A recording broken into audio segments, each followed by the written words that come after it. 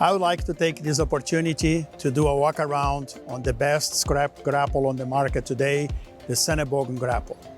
A couple of items that differentiate this grapple from everything else on the market.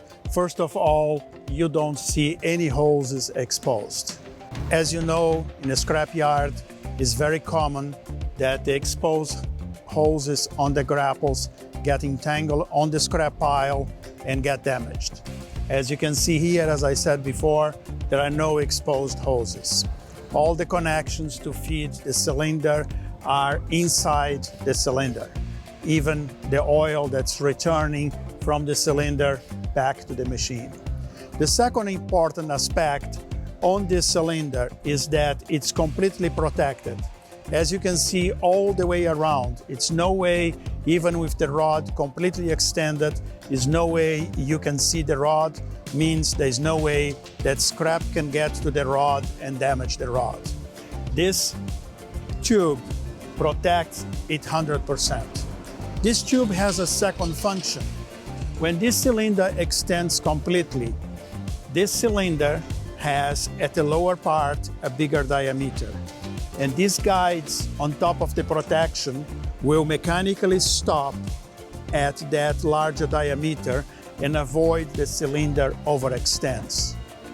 Another typical problem in the scrap yard is that the grapple tines start wearing with time. And as the grapple tines start wearing with time, the tine has to move more to close the grapple, meaning the cylinder has to overextend. When you have no protection, like the case in most grapples on the market, this cylinder will overextend until the piston hits the bottom of the cylinder. And with that, you start generating metal fines that will end up going back to the machine, contaminating your main control valve, contaminating your pump and other hydraulic components. This can never happen on a Sennebogen grapple, as this cylinder will never overextend. Another important aspect to talk about this grapple is the rotator. Whenever you are putting the grapple in the pile, the grapple will try to turn to achieve its exact operating position. And by turning, we'll try to move the rotator. If the rotator is in a fixed position, will generate a very high oil pressure that could damage the rotator. This rotator has an internal pressure release, what makes sure that you never generate overpressure on the rotator and never damage the rotator. Additionally, this rotator has a bearing on top and a bearing at the bottom.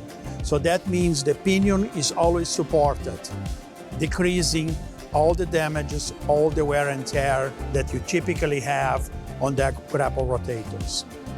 Another important aspect are the connections between the main body of the grapple and the tines, where you have pins that you can easily extract. As you can see, the bolt is well protected. You can easily remove the bolt, remove the pin, to do maintenance on your bushings if you ever have to do any kind of maintenance on the bushings.